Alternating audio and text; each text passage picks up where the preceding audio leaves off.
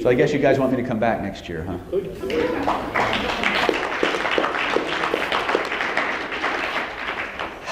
Okay.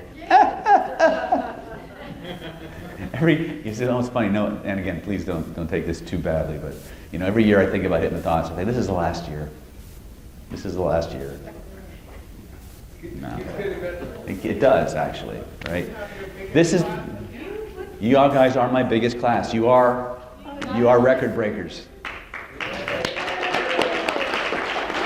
So I think what we're going to do now is, because I want to make sure everybody has time to do the things they want to do, I'll give you a choice. I know what you're going to do. I know what you're going to do before I do it. Dark side? All right. Sith level. Why limit yourself?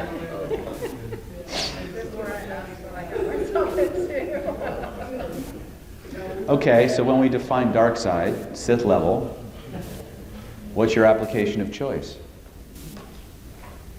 What do you want to do? Pick one.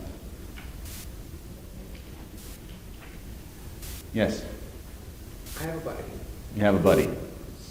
17 years ago had brain cancer. Yeah. Had it treated.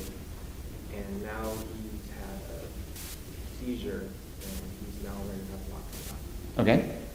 And I'll be going there next. Okay. I'm using this to work with him to see what I can do to help. Okay. So what, do you want to kill him? Well, this is the dark side level. No, I'm teasing. Go ahead, what are you going to say? How can I use, if you want subject, for example, this Mm-hmm. is yoga.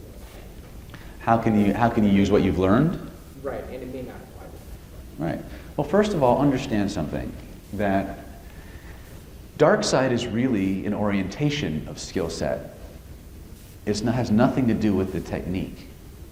It has nothing to do with the technique. Every single thing that you've learned can be dark side if you want it to be. In fact, when you get into more of the vibrational level stuff, you'll find out just how dark side this shit can get in terms of remote influence and things like that. Okay? One of the most insidious processes that that can be done to a person was actually done to Kenrick many moons ago. It's called the values destroyer. Now, I will explain the process to you. You have already got all the building blocks that you need to do it. Don't. But understand the mechanics, understand the process, so you can plug something else into the destroyer besides somebody's values. Does that make sense? I'll show you some other tweaks. We're not going to, again, I'll explain it to you. We will not have time to practice this because we are really coming close and people want to I want to do your graduation. I want to do the closing. People have asked for a closing induction, which I'm always happy to do, right? Plus, I know you guys want to socialize, finish finalizing your packages and all that other good stuff. And I still want to get out of here with still having some good graces in Richard Clark's world, although I care less and less as time goes on. Don't tell him that. Will you forgive me? Okay, thanks. So here's how it is. We all talked about your grid, right? You guys know you have a grid? I will also tell you that everything that you've done today as self-work, that you've done as client work, can be utilized indirectly by changing tenses and perspectives. So you've been working second and first person. If you start talking about these things, utilizing quotes patterns and embedding them within stories about friends, everybody hearing it will automatically engage in the process even though they don't consciously realize they're doing it. Right? So I could talk about, for instance, I could talk about my friend, I had this client once. And you ever see those clients that they're just trying to think through everything and they're trying too hard and all this other stuff? So I put him in the 4 magic bullets and I just said, I had this friend once. I had a client, as a matter of fact, and he had a lot of trouble going into trance. So I just started telling stories. I started telling him how once upon a time there was this wizard, and this wizard had this amazing castle. And And this castle was filled with wonderful rooms, and each room had an amazing display and an ability to change and do things. And so there was one room that he would take his students into, and he would say, here in this room or on the walls are all the things that represent the things that hold you back, the things that are secretly hidden between your body. And he would have the clients and the students go through the room and begin to just pull those things off the wall and throw them in the fire. And the students would feel this amazing rush of release. Right? And then there was another room. Right? And so now I go in, and there was a room full of picture frames on the wall. And the wizard would explain to the students that in this room were all the less than positive things that had lessons attached. And that all the student had to do to release them completely was to reach up and grab that frame and white it out and write the lessons and squeeze it and put it in a little receptacle, and it would change completely. And he would have the student go through those rooms systematically removing all of those things. Right? And while he was doing that, another version would separate off, and it would go into this amazing room with all of these multicolored pillars. And each one had a color that corresponded to a certain feeling or a certain kind of state. And he would have his students just step into those pillars and become that person. And just feel the energy radiating all throughout his mind and all throughout his body. Gotcha. Right? You see, you're all there. And then what happens? Then the student would suddenly hear this warm, nurturing, loving voice inside his head that always said good things, that always gave him the best advice, that always inspired and motivated them and told them what to do in times of stress and times of trouble. And all of a sudden that voice would just permanently fix itself inside your mind. And you would start to feel and hear that voice guiding you throughout everything. In times of stress, in times of trouble, when you didn't know what to do, this voice would rise up and say, do that. Now this. You can do it. You deserve it. You're worth it. Go for it. And the students would become inspired and wired and ready to go. And then all of a sudden, they would go into this big, long room. And it was like they were floating, like on the edge of a big empty space, and they could see this line beneath them. And little lines in that line. And they were colors, and they instinctively knew. The wizard would tell them that one set of colors represents all of the amazing, powerful experiences you've ever had. And all the other colors, well, they represent all the not so good things. And if you just pressed a little button or waved your magic wand, all of those wonderful things would fly off into one side. And all the less than positive ones would fly off into the other side. And he would guide them in how to move through that in such a way that they would just systematically break up and dissolve all those negative ones while energizing those positive ones. And the students felt amazing, and they experienced such dramatic transformation. And they got excited, and they became empowered, and they could feel the magic awakening inside of them. They could feel that magic growing, the understanding of how the magical universe actually works. And as that understanding grew within them, they began to express and utilize that growing power in ways they never dreamed of. And in some ways they had. Because they realized now that everything was possible. And it was all inside, waiting to come out, waiting to be expressed. And finally, in the last stage of their training, in the last hallway, so to speak, the students were led into a magical circle. And from within this magic circle, they could call up any teacher, any advisor, anyone who had anything to teach them. And because they were students of magic, they weren't limited by time or space. They weren't limited by death. They weren't limited by anything. And they could summon and call forth any power, any intelligence, any energy, and commune with them, become one with that energy, with that force, and learn, really learn how to connect, how to control, how to change and command the universe. And once they had that secret, once it was deep inside of them, they graduated. They return to this place we call reality, bringing with them a brand new reality. A reality where you're the ones who know how to do this.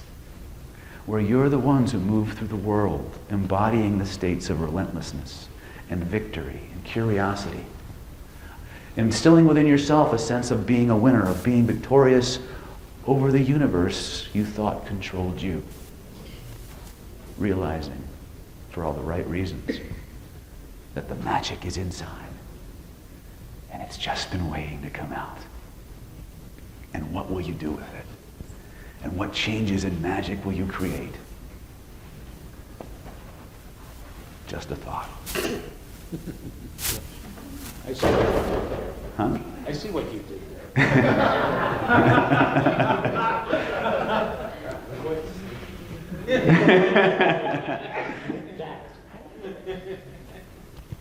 And that's how it works. I wonder what kind of bedtime stories you tell your kids.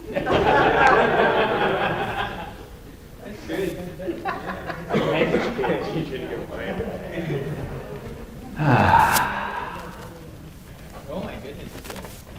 Oh, your goodness, what? Awesome bedtime story. Right? You can do that. Yes? So then best way to drop someone into trance that's not expecting, because every now and then, you're at a store, I was at ordering a pizza. You're ordering pizza. I was ordering a pizza and I said, I want, this chicken fajita pizza, but my son wants plain cheese. Mm-hmm. So, I'm like, can you just not put the toppings on like a slicer? It doesn't have to be exact. But the guy couldn't get over the fact that it's not in the system and the rules say he can't do that. So either he gives me all cheese for this, right? And I mean, I had to go the long way, right? But it would have been so much easier to just kind of look him in the eye, drop him into trance, and wake him up. So that's like dark side. It's a win-win. Yeah. Right? I'm not doing anything bad. No, and I'm not saying that you can't walk up to somebody, Stephen, lock their eyes, lock their body. So is that the way? Vibrational energy? Yeah. Yeah. That's one of the fastest ways to do it, right? If you want to play with that, which you won't have time because you guys want to go into trance, right? Yes. You want to go into trance before I graduate you or after? Yeah, sir. All right. All right, so values destroyer, real quick, is basically you have to isolate. If you're going to use the values destroyer, you would notice I would find the places in their body where they hold their values, the feeling states itself, and if you have sensory acuity, you would notice where their eyes look when they access them. And then I would start to riff on a story, and using analog markings, I would elicit the location in their grid where things are true once but no longer true, and I would shrink that picture down and move it there, and then bring them out. And they're going to go into a profoundly unresourceful state. But you can do that for the good too. Yes, and that's the point. It's the mechanics I want you to get. Yes? I use that to remove someone's craving for cigarettes. Mm-hmm. Now, I think an even better place to put that stuff is back there. Right? Because even though, Kenrick got nuked with the values destroyer, his values came back eventually. And I think mostly because it was in front of him. According to him, it was when 6 months later he went back to the guy who had... Oh, is that what happened? What did you do to me? Anyway, I don't know. I don't have all the information, but I just know if it's back there, it's probably not coming back unless you bring it back, right? I just know there's more of a chance of seeing it and reactivating it in the front hemisphere. But if that's what Kenrick says, then that's what Kenrick says. Okay?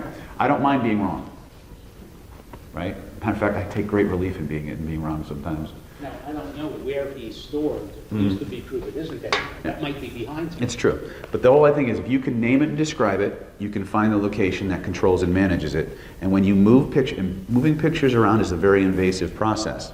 And this is where one of the, matter of fact, we did this excessively at the last Killer Influence training. You guys remember what I did with Michaela? It was boom.